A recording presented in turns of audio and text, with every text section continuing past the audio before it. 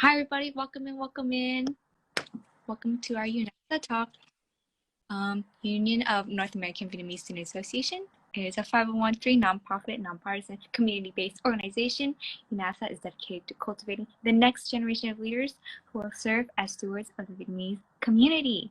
UNAVSA's mission is to empower the next generation of Vietnamese leaders with a passion for service, propensity for leadership, and self-awareness, with the intent of advocating for progress in the North American Vietnamese community. So the settler colonial project is still alive and harming indigenous lands and peoples. As we continue our journey learning about the history and current processes of colonization and displacement on this continent, we encourage you to educate yourself on the land which you're located on by visiting native-land.ca. And as a volunteer-led, volunteer-run organization, we rely on personal donations of our community members and organization partners to sustain our work. To support this event and other UNAVSA content, you can make a donation at unavsa.org/donate. So today's talk is part of the UNAVSA's Talk Series, and the UNAVSA Talk Series will center our students, educators, activists, and organizers in the Vietnamese Student Association community. And our goal is to provide an education on a range of issues and topics facing the diaspora today, which includes immigration justice, criminal legal system, education, political power, civil rights, identity, history, to create a more just world. And UNAVSA Talks will be having a rotating cast of hosts and content leads. And towards the end of our conversation and every conversation, audience members will be able to ask questions and leave comments. So before we get into today's talk, I'll introduce myself really quickly. So hi, everybody. I'm Nicole. I go by she, her pronouns. I am based in Muwekma land, which is South Bay, San Jose, California. And I'm a recent public health graduate. I've served some roles through SJUSA, NorCal UVSA, and some roles. My role now in UNAVSA as civic engagement, and my other role in Amplify Asian America. I'm gonna pass it off to Pong to introduce himself. Yeah, can you hear me? These earphones are like, okay, cool. Hello, everyone. Pong, like ping pong, he, him, his. I am a queer Thai abolitionist socialist organizer based in New York City, on the land of Lenape people, so Lenape Hoking. I'm a member of like several collectives here in New York City, Agents for Abolition, Democratic Socialists of America. I also do mutual aid work. A lot of stuff that I focus on is like administrative work, political education, and particularly like transformative justice. I'm also the current secretary of UNAVSA. So I advise the marketing committee, the web development team, and then also the newly formed community safety committee. And I've also helped just with our e-board and board of directors revise some of our policies and direction on safety. Yeah. Thank you, Pong. Super excited to have you here as our lead today. So a little intro for newcomers who might not know what's happening on our live right now. Today's discussion is going to be about undoing punishment culture. So we're taught as children that the best way to deal with troublemakers is to punish them or to dispose of them. And as we grow up, that logic morphs into us seeing policing and prisons as a viable solution to harm. But what problems do we actually solve by using these carceral logics of crime and punishment? And how do they not provide healing and transformation? How can we respond to harm without causing more harm? All right, so I want to start off with how we were like creating this event talk, and we had so many options for the title. It was almost against crime and punishment. It was almost unlearning punishment. And it was almost undoing the punishment mindset, abolishing the cop in our head. Why, for some of our newcomers who might be coming from various levels of understanding, where can we start off with understanding why we need to undo punishment culture to begin with? Oh, yeah, sure. Thanks, Nicole. I'm just going to turn that question back to the audience and maybe to you as well. And we can talk about the audience in the chat, like answers.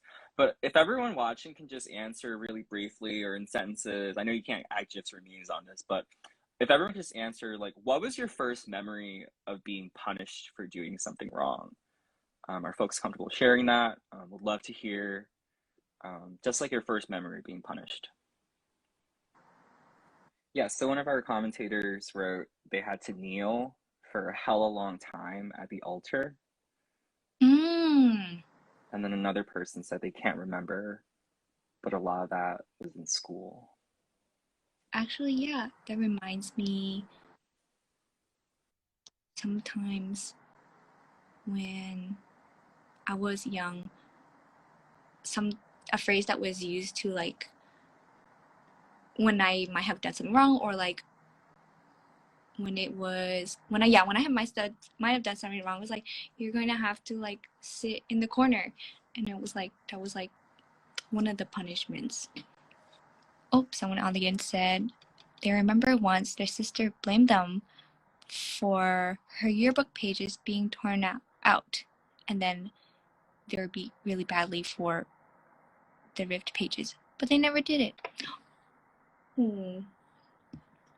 Yeah, so for these instances, and even in the one that you shared, Nicole, a lot of these times when we were young, right? There's some arguments out there is that like punishment is actually all around us, and it's actually really normalized. Um, and when you look at it in like a broader systemic analysis, like it's part of this like white supremacist carceral colonial project that was started even way before we were born, and is continued to be like really continued in the ways that we're like policed for behaving. So yeah, it's just, I mean, for me, I just remember like being a loud, you know, openly gay, flamboyant, loud like kid. Um, just like responding to my bullies and like being loud back and like joking back and, you know, being disruptive back to them when the teacher would actually catch us, and I would get punished for it. I would like I would have to be in detention. I would have to have a stern talking to. They would, you know, detain, like put me in detention in a classroom to stay after school. And so for me, I was like, I don't know, like sixth grade through eighth grade, definitely like I had a lot of detention as a kid, and a lot of times I was just like defending myself in ways that I thought I was defending myself. Even from there, like the primary way that like we're taught to respond to things is through like this lens of punishment. Like you have to do this, like you deserve this for doing this other act that was Right. harmful or harmful, so called. Yeah, that brings me to the thought of how sometimes like when somebody causes us harm, and then we feel like upset or aggravated by that, and then we want to cause harm back, but that's also like that's like causing more harm. I'm gonna read a comment from audience member. I feel like it's been normalized in America all the way back to the days of Puritans, witch hunts, etc. It's always been about punishment and control, and that mindset still persists. That mindset still does persist. Ooh, that's actually a great example. We did not think of that when we were planning this, but it just made me think back. So, you know, if anyone's ever read The Crucible by Arthur Miller, wonderful play, and or the adaptations or whatever, an allegory for McCarthyism. But yeah, just going back to, I guess, like the Salem witch trials or just witch hunts in general, it's like, you know, that was like a punishment, right? Yeah, like they like these settlers thought like the specific group of like women were like a coven of witches, and therefore breaking this law, this whatever cultural religious like laws were back then, and it was just like, oh, you're breaking them, and so you had to be punished, so you know, to the stake or burn at the stake or throwing them into the river or off a mountain or whatever. It was just like, oh, that was like the only method they had to deal with so supposed like devil worshippers, right? Or like, yeah. Oh my goodness. Also in school, when we're learning about punishment, or when we're learning about like following the rules, I remember going to like an assembly and them talking about zero tolerance. And back then, like, they were such big words. But now that we're older now, we totally understand like the meaning behind zero tolerance and how that kind of policy doesn't really fit the way we should be approaching some instances of harm, because not all instances of harm need like a consequence that is so like severe. Do you want to touch more on that topic as well? Yeah, and we just want to be like conscious, like before like we talk about this, like what do folks think about zero tolerance? Like when that word comes to mind, have you heard it in your school systems or maybe in your workplaces or organizations before? And just like overall, like what do you think of like zero tolerance? Oh, we have an audience member who thinks zero tolerance is like, it makes them think of cancel culture. Okay, thanks for sharing, King Kimbit. Yeah. I also think there's a nuanced way we can talk about zero tolerance and just zero tolerance policy in general. But before that, we really have to do like a historical like look at back at like, where did zero tolerance arise from? So in the 80s, there was actually something called there were some cops in New York City who wrote about broken windows policing. So essentially, this is when there's like an increased focus by state institutions or just like any organizations or communities in general that engage in like a policing focus on like these small or low level crimes, and also in this aspect, crime is conflated with harm. In order to weed out like potential disorder that'll happen, right? You gotta get rid, you gotta do like the small things before doing the bigger things. If there's a broken windows in the neighborhood, we need to address that because that could lead to bigger issues or whatever. So in the eyes of like cops and advocates of like zero tolerance, of some advocates of zero tolerance, it's like, broken windows, sorry, is that this will morph into more severe crimes. And so it's happened from like the 80s onwards, is that actually a lot of K through 12 institutions in the US actually adapted this logic and this way of like identifying when something bad is going to happen, right? So in the ways that y'all have shared in the chat, and also Nicole, in the ways that you and I just shared, in the way that folks are disciplined, often through punishment, and there's a difference between like discipline and punishment, which I don't know if we have time to get into today. But in this case, like students, for example, who bring in weapons or things that could be considered weapons, like scissors or knives to school, or maybe when they raise their voice a little bit too loud for the teacher or the educator or whatever administrators in the room at the time, or I don't know, like just pick a fight with someone. You're young, attitudes, emotions are high, or just harming another student. Like there's a very like one size fits all framework of like disciplining behavior that gets put onto us as students. And all of these can be seen as like as an attempt, right, to respond to so-called disorder and disruption. And all of this like contributes to something that's been talked about before in UNAVSA spaces. I know there were a couple of like conferences where some members like Luke Richard talked about the school to prison pipeline, but expanded more into like the refugee to deportation pipeline. And so we actually see that, these type of policies, like broken windows policing, and I would actually argue zero tolerance. I know there's people who disagree, and that's totally fine. It's actually really incredibly harmful to Black and brown people. And so that was just a really long-winded way of saying like broken windows policing and the way that inspires zero tolerance policies in our school systems.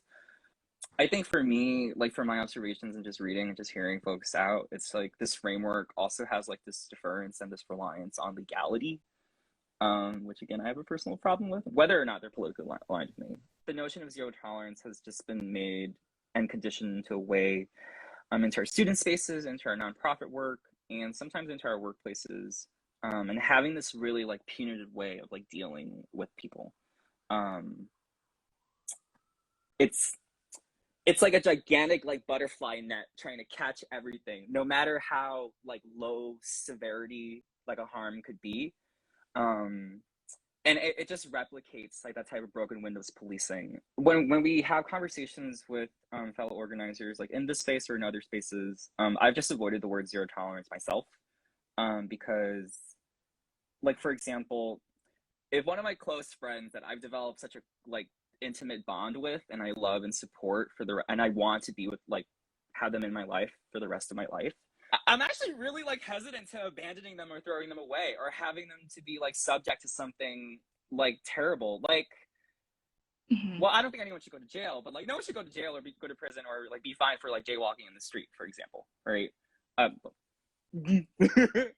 So for me, like this model of zero tolerance and calling things zero tolerance, it really just invokes like this anti-Black, like POC, like frameworks, and it's usually nestled by people who like aren't, I guess, radical, or who don't know, or maybe who don't give a damn about like transformation or restoration, about responding in a way that, you know, centers community.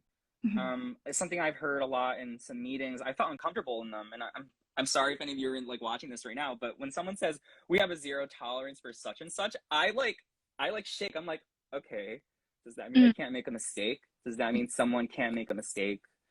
And that's not to say like we shouldn't address mistakes as they happen or harms as they happen. That's not what I'm saying at all. I know this organization has had like a zero tolerance policy as such as before. I think it still does. But if we really talk about it, if you really want to talk about it, like only a few, like handful of people at times like truly enforce it or like instantly knowledgeable about it. Like, do you know everything in your employee handbook, for example? Or do you only do that when like shit hits the fan and like a crisis comes and that's when you look at, okay, they broke this policy, they broke this law, we have to enact this punishment to fit that crime, and again, that crime framework, instead of focusing on harm. It reminds me of, I think I was like I was reading an article about like how when we're cracking down on like those broken windows, kind of like small crimes like littering or just like loitering, and when we're like punishing people for that, it doesn't really make anything better. Like it's not solving the root cause, and therefore it's like it ends up not being helpful at all, because we're continuing to harm the people, and like their needs are not being met. Maybe like there's a reason why they're doing what they do, and to prevent future incidents like that, we have to address like the root causes, like I mentioned before. So that was what you brought up reminded me of. I'm hearing the word needs right now and resources. I'm thinking about like the instances of that I mentioned earlier of like, you know, students bring weapons into school. Let's talk about that. Why do they feel the need to bring a weapon to school? Do they feel unsafe outside this space on the way to school or on the way back to school? Or maybe they trust themselves that they're not going to use that like object to hurt another person. Like, yeah, like, you know, self-defense, right? If someone is reacting in a way that they raise their voice to like someone who's older than them, like a teacher or another classmate, let's talk about that. Okay, why are they doing that? Like, do they have any needs that need to be met in that instance? When something bad happens, we think about it in the moment, right? We want to deal with it on an individual level, and that's good. But like the framework that we've used at UNAVSA and we've argued around before, like with our board, is just like taking a community approach and seeing like there are systems of oppression that are around us, like doing these things and doing these harms and like doing that behavior. It's not an isolation of anything. It's not isolated. It's not individualized. Like we like that meme, right? We live in a society. Yeah, because we live in a society. There's this quote that I've said. I know you attended some staff retreats before, but this past year we taught our staff members that no one enters violence for the first time by having committed it. And so the interpretation of that is, you know, we're essentially socialized and taught to be harmful, right? To respond to things with either force or maybe anger, or to enact some type of revenge to fit that initial act that happened. So yeah, thanks for reminding me, Nicole. That was really good. And I wanted to also, like, I think I talked about earlier before, like wanting to enact revenge when we were harmed.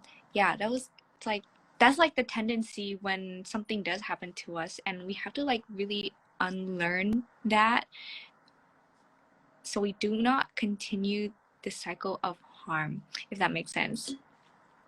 Yeah, and that's making me think, and I'm just talking from my own individual experience here, but anytime a teacher wanted to like punish me or put me in detention, I wanted to hurt them back. And this is me as a kid, and I still feel a sense of revenge. Like, you took time away from me when I could have been home, you know, using LimeWire, downloading like songs and music. I could have been on MySpace. I could have been hanging out. I could have been leaving this institution, which is kind of like a prison, like a middle school, where I was, you know, I felt alone. I felt bullied. Why are you detaining me here? I could have been doing something else. I could have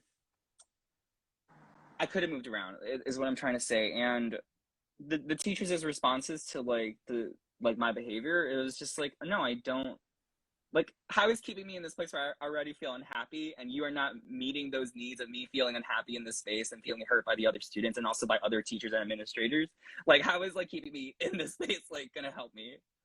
I mean, I still resent. I mean, I hate to say it because it's embarrassing and it's like shameful, but like I hate some of my previous teachers, and that's just being honest. It wasn't until later when I was in high school and like in college where I met like liberatory teachers who were actually like, you know, cool and like accepted me and really pushed and supported and advocated for us.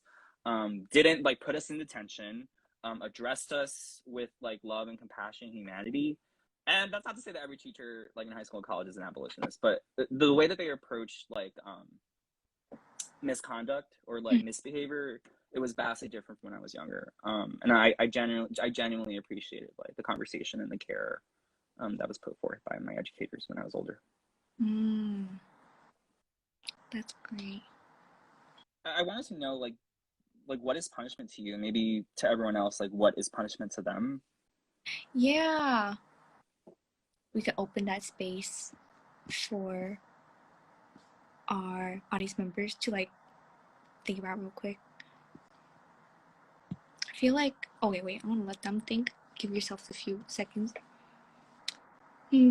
Punishment, it's like when somebody has done something like harmful, irritable, terrible, that's like negatively affected you or somebody else, and you want to like inflict some kind of consequence or something so that they like understand the pain, or just like so that they experience that harm you did too, or like in response for what they've done. It's like consequence, like this is not supposed to happen. We have some audience members saying enacting something unpleasant to make someone not do something. Yeah. Another audience member says using fear to manipulate. It's like a vengeful act. Yeah. And someone else on the chat wrote, creates a culture of fear to keep people under control and in check, acting on emotions and lack of empathy. Thanks for sharing, everybody. So like to add on to all that everyone shared, so there's this one organization that I follow. They've done a lot of work regarding just like undoing punishment culture in general, called Interrupting Criminalization. And so they wrote here that punishment is inflicting suffering onto others in response to an experience of harm.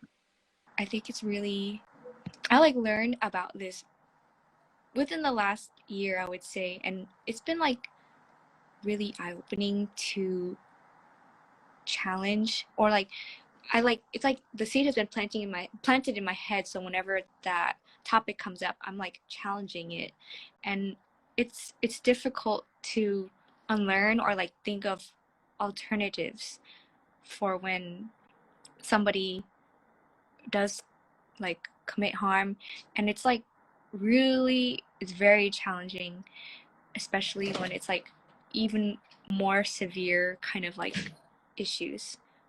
Also, somewhere in the comment, it's amazing to see Vietnamese abolitionists. I'm actually not Vietnamese, so I just want to be very clear about that. But I am thankful to be in this space and to be elected by y'all. Sorry. But yes, us Vietnamese abolitionists, we're out here. Did you ask me about punishment just now? Or alternatives to punishment?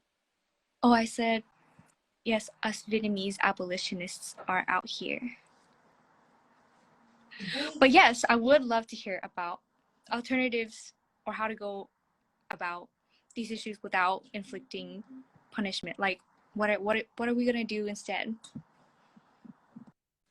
Yeah, sure. I prepped a really long-winded answer. I'm gonna try to be like as concise as possible.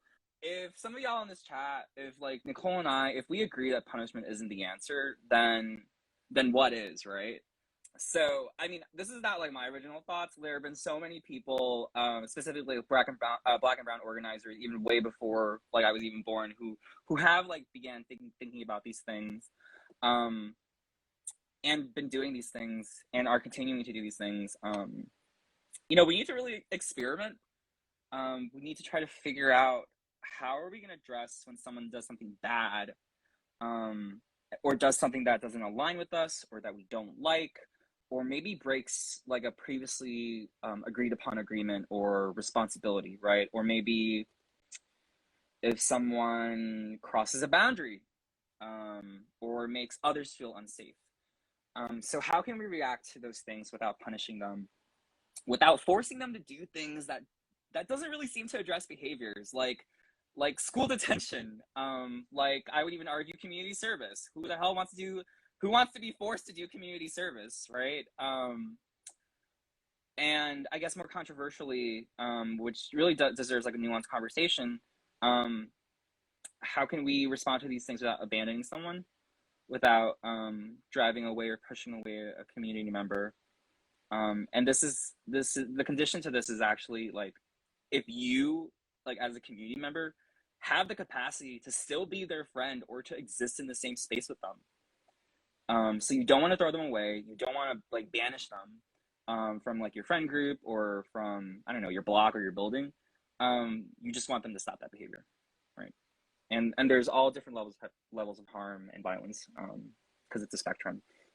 We need to like pose these questions to us, because these are the types that are out there. These are the questions that are asked by people who don't see prisons, who don't see policing, who don't see punishment like as solutions to our problems, who are practicing this and who are building this every day.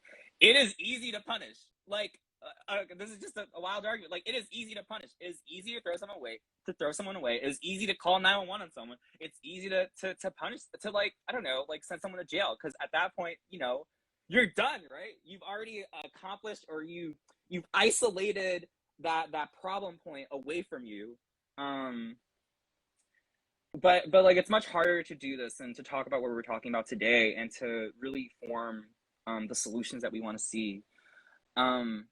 So like for me, that's what I really found exciting about transformative justice and restorative justice and community accountability, and really leaning in on the community, to do, like, for example, violence interruption programs, to train people how to administer Narcan in case they overdose on an opioid, to bystander intervention. Like, that's a huge thing. That skills that we should develop too. And also in identifying the systems that cause those behaviors in the first place, that enable that behavior. No one experiences violence for the first time by having caused it. Yeah. Like, you're taught that, right? So figuring out a way to stop those violent behaviors from like the get-go, from the root. And so that's what I found really fun about like abolitionist organizing. It's just a space to just imagine and envision like what the world can look like, and to actually build towards that. Just being involved in some activist spaces, like I see it happening. Like, I know how we keep us safe. And it is fucking hard work to be doing this, and being in relationships and building trust with people is not easy. I mean, think to like all your friends group throughout your entire life. You're not friends with everyone that you were as a kid, right? You're not even friends with everyone that you meet in college or post college. Your friend group might be small. Like, all this is like messy. It's difficult, and it could be traumatizing and uncomfortable. From identifying all of this, we should really ask ourselves, like, how can we come together in times of crisis? Even before like I became an abolitionist, like I've seen ways that communities have come together to protect each other, to love each other without relying on like these systems, or without punishing each other, and also just not excusing like the behavior that's done and really addressing it. If you take VSA spaces, for example, I think everyone like I've ever met, you know, has like these tangible lived experiences and examples of community coming together for support, to lean in on each other. I mean, it might not be as politicized because it's not really, but even the whole aspect of like the family programming, Auntie M's, like Bigs and Littles, that is like relationship building, right? That is coming together, that is establishing a form of trust with a group of people, a person or a group of people that you can rely on if like shit hits the fan, if something bad happens, if you're feeling down. So what would it look like if we can use like those relationships or maybe other more organic relationships to respond to violence, to respond to harm in a way that's generative and recognizes the humanity of others. Wow. For like all of that, that was really great. That leads me to like a challenge that we also sometimes encounter. It's like, yeah, there's just so many tough like situations that it's not black and white. Yeah, I think what it comes down to is like it's just a challenge, or it's gonna take a lot of work for us to like help address like a situation that might be like bothering us but isn't doing harm. Ah, sorry, I'm just like stuck on like some like you hit roadblocks sometimes, and I try to think through situations like that, and I do hit these roadblocks, and then I just like, dang it, yeah. It's such a bummer that, as you mentioned before, it's so easy to punish people, and just no, it doesn't really help anybody. Yeah, trying to like think of alternatives, how to get around that. Well, I actually I want to just push back a little again. Well, not disagree, but disagree. Um, it hurting someone back in an instance, it might satisfy like an immediate revenge need, right? Right, Like right. if we just go back to earlier when I talked about being like in detention, like I wanted to hurt the teacher. I mean, looking back now, I don't really want to do that, and it wouldn't really produce anything if I do that. It would probably create like more harm for me Yeah, if I were to retaliate as a kid to my previous educators. But you know what you're saying is just making me think like it's easy to punish. It's like in this space, it's easy to remove people. Like just to throw it out there, it's really easy to remove people. It's easy to fire someone. Like think of like how much effort that takes, and comparing that to a more like harder approach in actually addressing and talking to someone right, right. and outlining every like the bad thing that they did, and Yeah, then talking with them and any other affected community members, like, okay, we still care about you. What can it look like if you're still going to be in this space? right. Or if it's not possible to re-enter a space, which it depends on each situation, because every situation is different. Yeah, You know, we still care about you. We don't want you to enter this space again for now, but here are some steps that you can take, and we'll still be with you and here for you, but you just can't enter right now. Here are some resources you can take, for example. yeah, yeah. Like, and to follow them on that journey, I would Hmm. actually argue that that's harder to do, Yeah, and in the long run, like more worthwhile. Yeah, because yeah. it, like I know some of you watching here, like there are organizations out there, student groups who have had to remove people, and a lot of times like the people that we remove or they remove, or you know, people we know may remove, the people in those spaces, like they're not strangers, right? They're us. Hmm. They're people in the community who sometimes have contributed a lot or have built strong relationships with people. And so like in these spaces, I really think that we can learn from like these more grassroots formations and really talking about like, okay, what does a non-carceral community-based strategy look like? Again, Yeah, I'm talking about TJ, I'm talking about RJ, I'm talking about community accountability. Um, and I also think like communities can just like tap into each other and just learn in the ways that they develop trust and sustain relationship between each other within orgs and also outside of orgs. I've seen so many like members just hang out, you know, without like pressure from like the organization. Like folks are forming their own organic formations, friendships, relationships outside the organization as well. And I think that's something that folks should definitely tap into when thinking about responding to harm, responding to violence, in ending punishment and stopping punishment, or in undoing punishment. On the topic of like student organizations, PSAs, and orgs like that, I know there is a policy that sometimes schools have that's called Title IX, and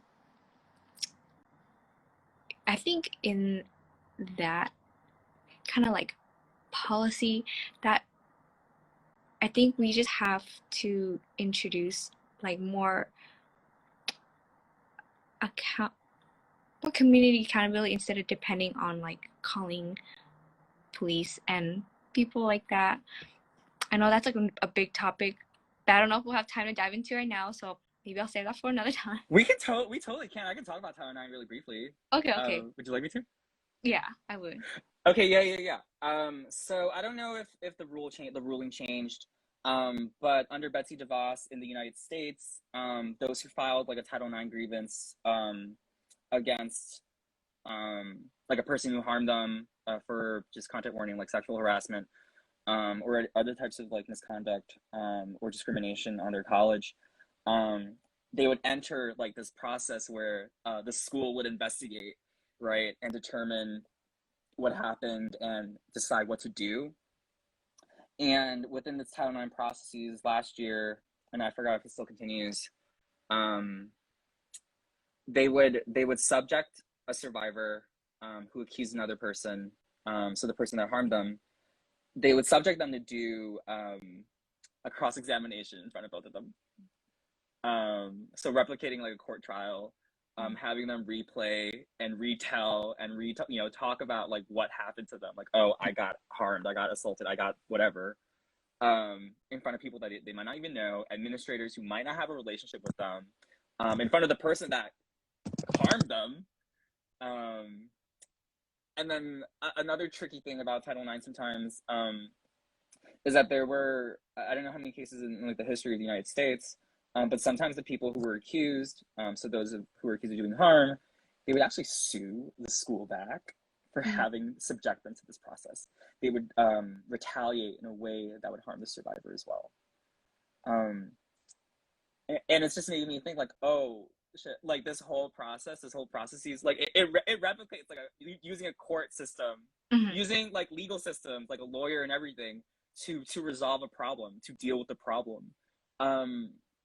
I think for me, and I'm just thinking for myself, like I don't really need evidence. If someone said that they survived harm, like I automatically believe them because the world that we live in, the society in the United States that we live in, is one that's prevalent with rape culture. It's one that misbelieves survivors, that gaslight survivors, that does not trust them, that does not believe them. Like even with, I'm not gonna mention R. Kelly today. I'll talk about the next time. But like I don't need like a mountain of evidence. Like, okay, someone is harmed. Let's meet your needs. Let's meet. Like, imagine if your friend told you that they just experienced something terrible. Like what are you gonna do as a friend? You're not gonna question and gaslight them and say, "Oh, did that really happen? What did you wear? Oh, whatever." Like, no, let's help them. Yeah. Thanks for building on that. I know you wanted message chat. It was like you didn't want to talk about banishment and how it's not necessarily punishment.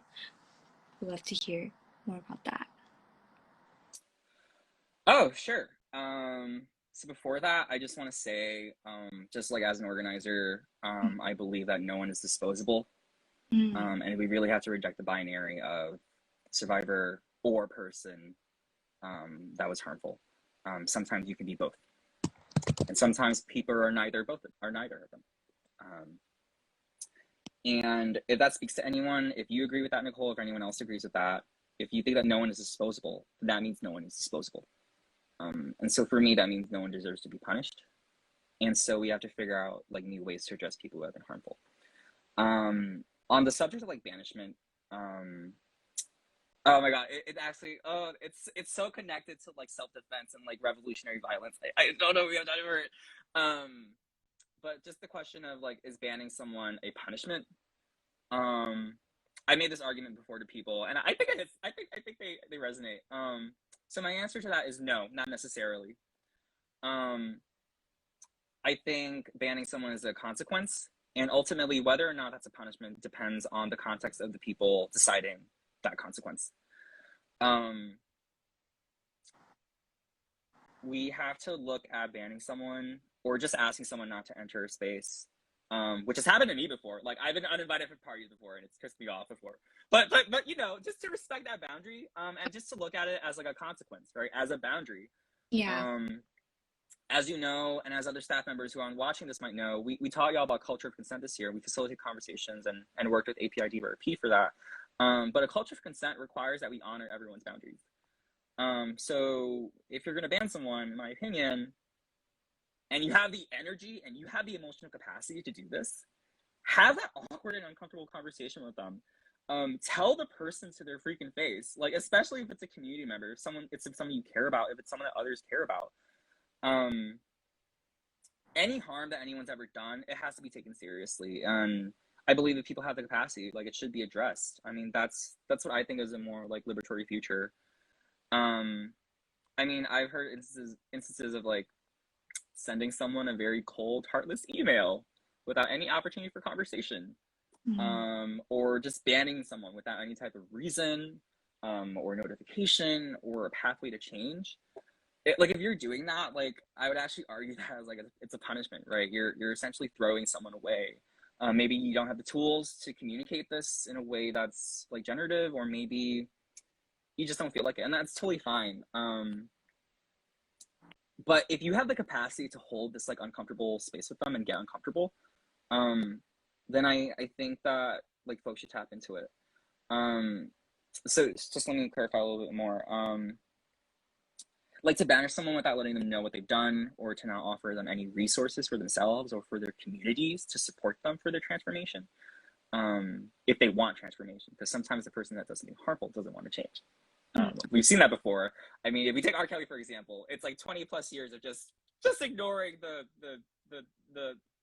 harassment and the abuse and everything, and the oppressive and abusive behavior, right? Harmful behavior. Sometimes they don't want to change. And sometimes people who harm don't want to change, and sometimes they don't think they've been harmful. And at that point, I would argue that in those instances, it's not necessarily a punishment to ban them, it's a consequence. So it really depends on like folks' intentions when asking someone to leave or remove someone from the space. Yeah, we have to look at like not letting someone in as like a tool. So it can either be carceral and mirror like these broken windows, these like policing, zero tolerance, like punitive policies, or it could be non-carceral in a way that it recognizes their humanity. So it could be transformative and restorative, and those are two different things. Or it can be punitive, and depending on the way that it's handled. I think the primary question you have to ask yourself, if you're going to ban someone from a space, you have to ask yourselves as like the decision makers, like, what are your goals and what is your framework of understanding the world? How do you see people? Do you think people are disposable? Do you think some people are disposable and should be and deserve to be abandoned and hurt?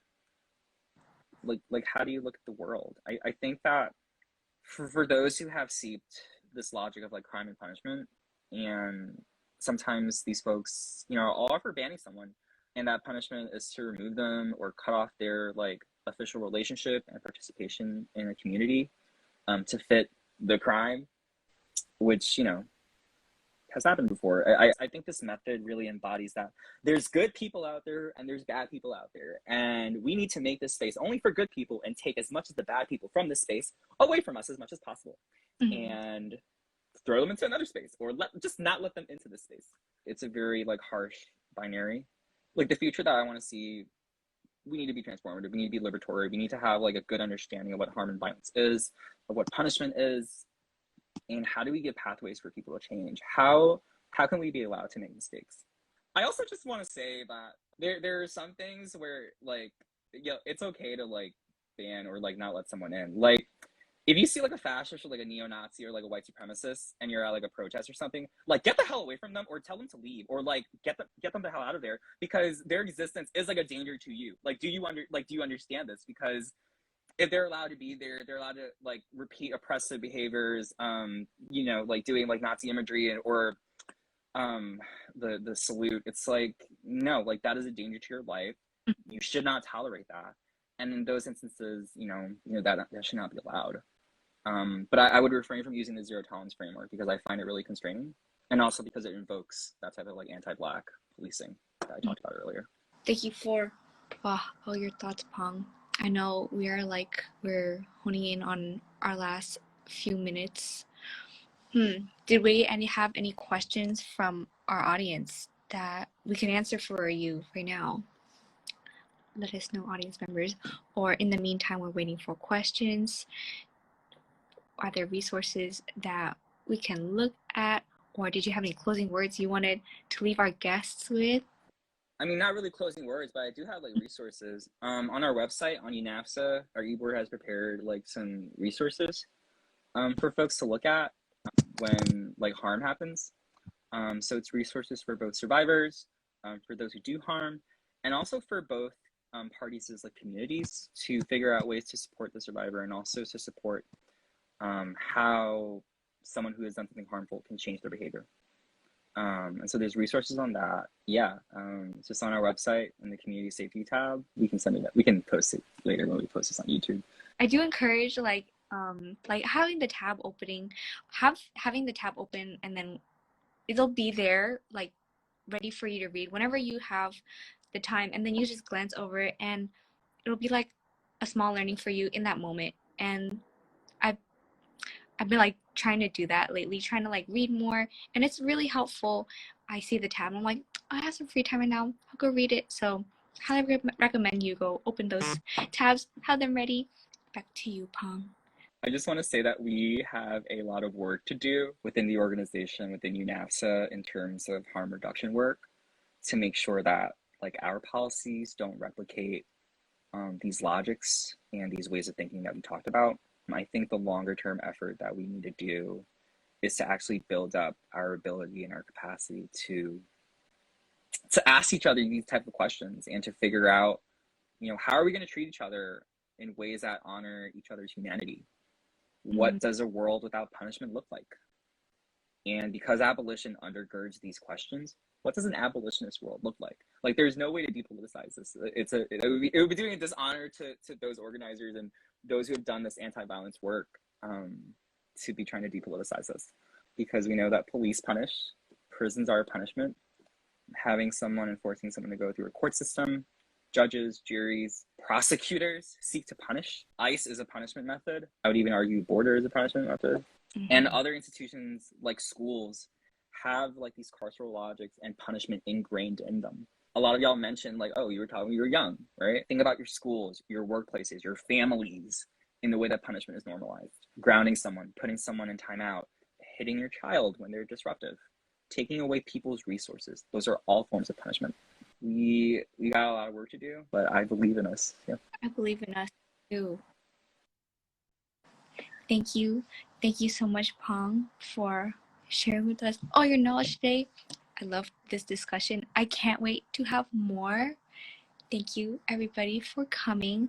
And if you still have questions, we're still here. Let us know. Yeah, if you have questions, let us know. Thank you so much for coming. Oh, by the way, this recording will be posted. It will be posted on YouTube as well, along with our resources. So yeah, thank you all for coming. How do you feel about this, Nicole? Like everything we talked about?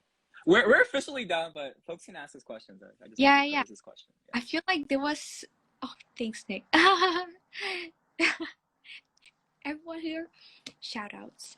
I thought this was really good. I feel like I needed to study more. For some reason, I just feel like it just makes me feel like I could contribute more if I were to study more. But I know I'm like still learning, so this is like me learning, me in the process of learning. I think I should have asked about like definitions of transformative or restorative justice in case people hear like haven't heard of that for the first time, and that would have been like a good op for them to learn. But if not, they could also just look it up. We'll have it in our resources. You want me to do a quick TLDR? So Mia Mingus, an educator, activist, organizer, summarizes very well, a very simplified version of both. So restorative justice seeks to repair the harm that was caused. So focusing on the survivor's needs, focusing on making sure that the person that harmed them or the community that harmed them repairs what has happened, to restore what has happened. So the restorative part of restorative justice.